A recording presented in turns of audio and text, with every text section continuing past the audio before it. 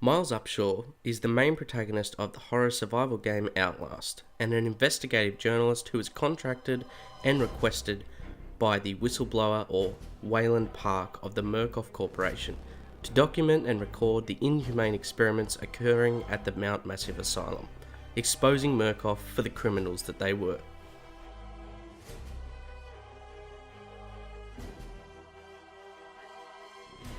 Miles Upshur was a highly athletic and physically strong individual who was also incredibly resistant to high amounts of damage, both physical and mental, which really showed through his time in the Mount Massive Asylum.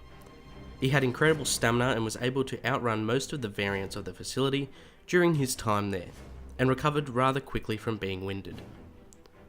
While these physical attributes were not enough to allow him to go head to head with most of the variants, they did give him valuable assets needed to survive in the asylum. Miles had a great drive to discover the truth. However, despite this honourable nature of this trait, it did mean that Miles saw himself being punished for his pursuit of knowledge more than just once. While his pursuit of knowledge may have been in some form of honour, it could also have been in search of decent news scoops, and something that makes me question his personality is his heavy cynical and negative attitude. He heavily swears and curses in his notes he writes during his ventures during the events of the game. However, this is somewhat understandable considering the heavy torment and turmoil he went through whilst there. Despite all else, Miles' most notable trait would have to be his determination. Determination to get the truth in order to survive and to eventually make it back to his family. This soul trait carried him both into and away from danger. Whilst we don't ever really get to see Miles' face, we do know that he has an athletic build and he is around his 20s to early 30s. He's presumably Caucasian, but it is rather hard to tell for sure, as again we don't really get to see much of his body other than just his hands that quickly become horribly mutilated. This thing is gonna sell itself.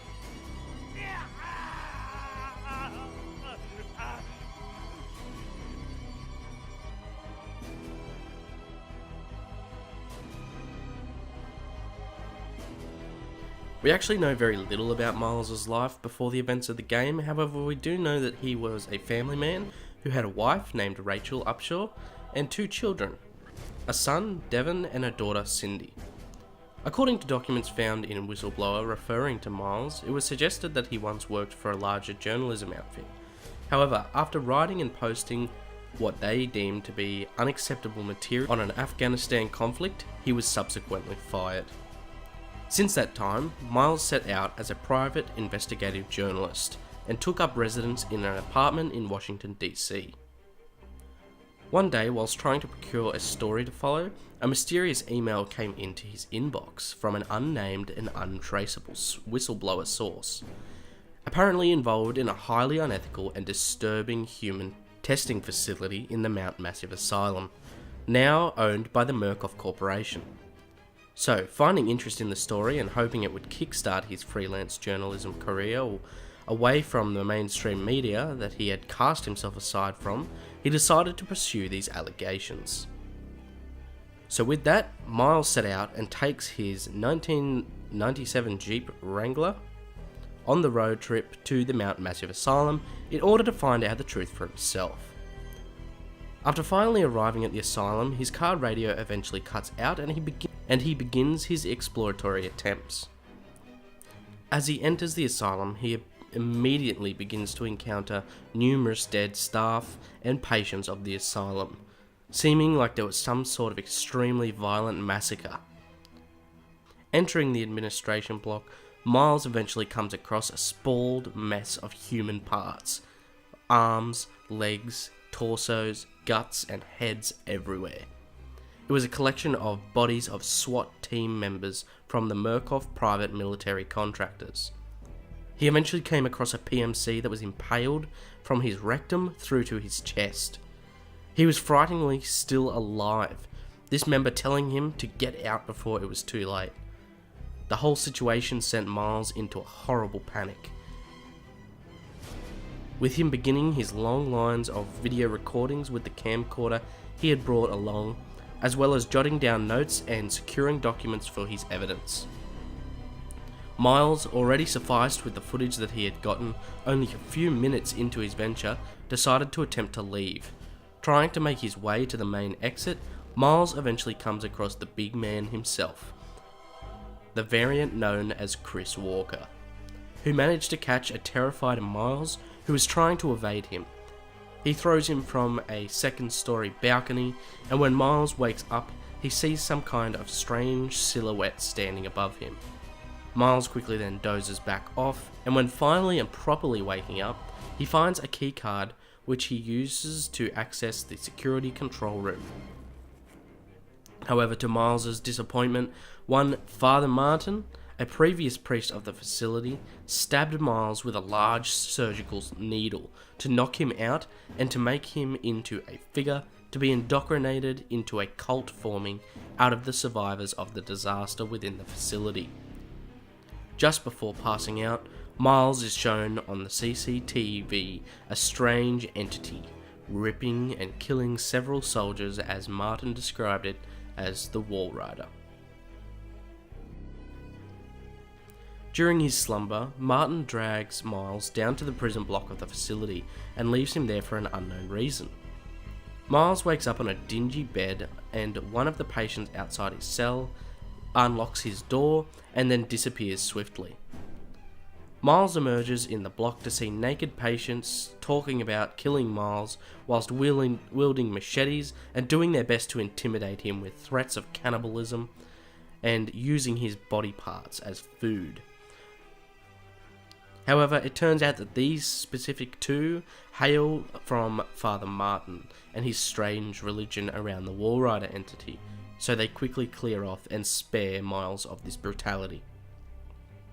As he begins to search the prison for another way out, and in the process of dodging and weaving through a collection of deranged and damaged individuals who would have appeared to be suffering some sort of mutagen, causing their bodies to disfigure and become grotesque, Miles continues to have further interactions with both Chris Walker and the cannibal twins. After traversing the prison block, Miles enters the sewers through a hole in the shower, where he has to drain the water in order to continue. After going through the sewer to reach the male ward, Miles is chased by even more crazy patients, which he eventually comes to know as variants. As he is being pursued by a particular group, he is contacted by a voice that instructs him to enter a dumbwaiter nearby.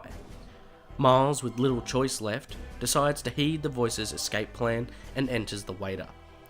However, everything is not as it looks, as his momentary saviour turns out to be a deranged Dr. Traeger, who ambushes him and takes him captive. Traeger soon places Miles in a wheelchair and carts him off to a makeshift surgery room and begins to torture him, first cutting off 2 of his fingers with a large pair of bone scissors. Miles manages to escape when Traeger leaves the room, and Miles eventually finds the key to an elevator, which will also allow him to escape. But Dr. Traeger quickly acts upon the gate of the elevator door, and when the elevator passes him, while he is not able to get him out, Miles is able to hold him back long enough for the elevator to lower onto Traeger's body and crush his chest until his ribcage is compacted and he is killed. Miles then meets up with Father Martin, who tells him to meet outside. Miles encounters the Walrider from here on out as he progresses through the courtyard. Father Martin is seen inside the female ward, where he shouts down at Miles from the upper floors, telling him to reach him. Miles has to open the laundry chute by collecting 3 fuses from a nearby room to get a key which unlocks the stairwell to the upper floors.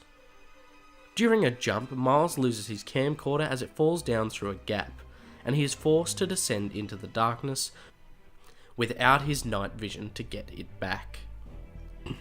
Once retrieving his camcorder, Miles returns to the administration block, where he gains access to the chapel by getting a key from the theatre to unlock a stairwell.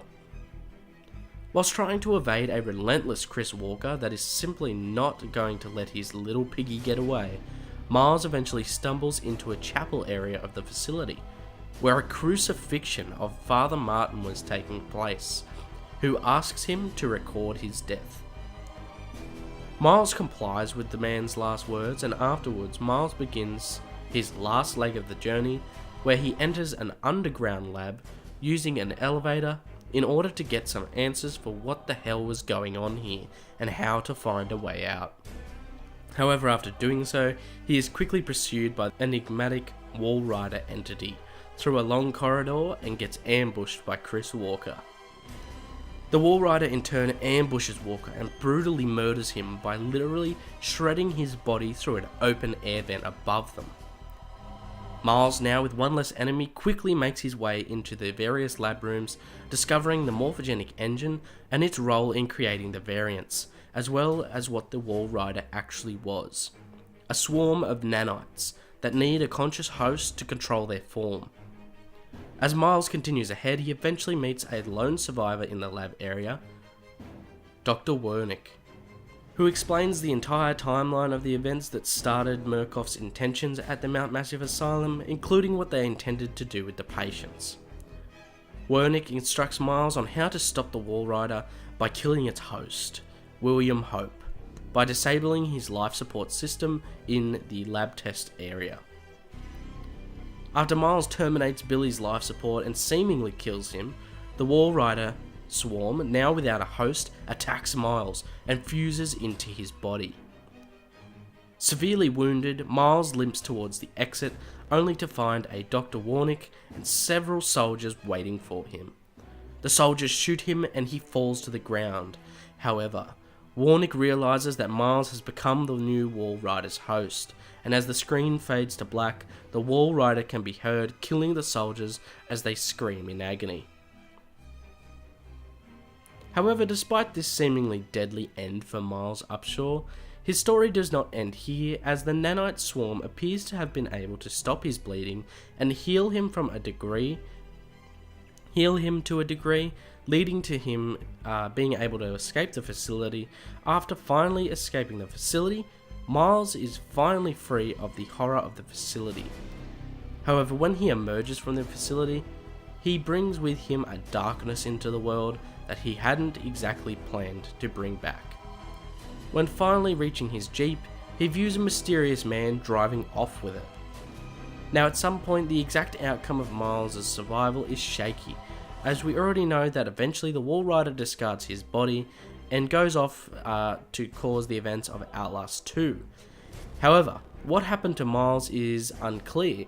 Did he simply die after the nanite swarm left him because they were keeping him alive? Did he survive and go into hiding? We can't really say at this point, as even in the comic series, the Murkoff account and the agents hired by Murkoff Corporation can't seem to tie down the facts on whether Miles is still alive, whether he's dead, or whether he's in hiding. So for now, we just simply do not know. But what other videos would you guys like to see? If you have any ideas or have any questions you would like answered, please meet me down in the comments. If you did enjoy the video, please leave a like and go Attack Lauren Explained on Twitter and Discord. If you'd like to support me further and the channel's content, as well as getting access to early and behind the scenes content and other rewards, you can become a channel member. I hope you guys did enjoy the video, and I'll talk to you guys in the next one.